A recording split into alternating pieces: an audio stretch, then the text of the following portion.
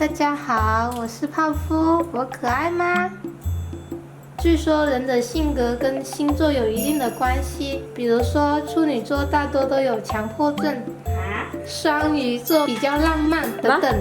还听说人与人之间的相处是跟星座的匹配度有一定的关系，那人跟猫之间的相处是不是也一样有关系呢？大家知道泡芙是什么星座吗？猫有奖竞猜是什么？这位同学是凸嘴星座，白羊座呗。对，是白羊座。那我们来看看白羊座在哪里？4月。哦，它是白羊座的尾巴耶。这个是羊羊。你是羊，不是你是猪。你要去买菜吗？阿婆，让我们来看一下白羊座有哪些性格特征。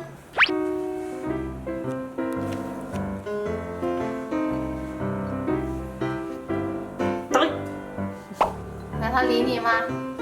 他不理你。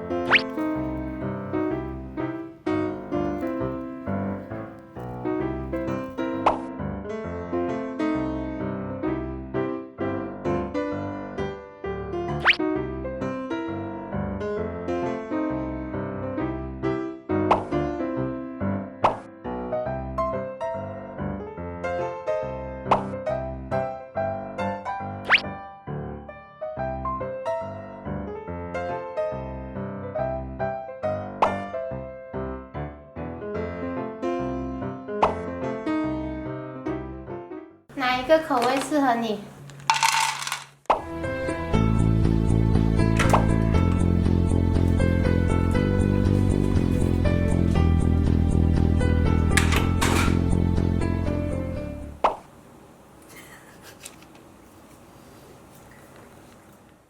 沙雕。就是没有毕业的小学生，好复杂。泡芙，可以签约吗？可以呀、泡芙，按个指印，在这里看一下。对对对，然后我也按。成吗？锁了。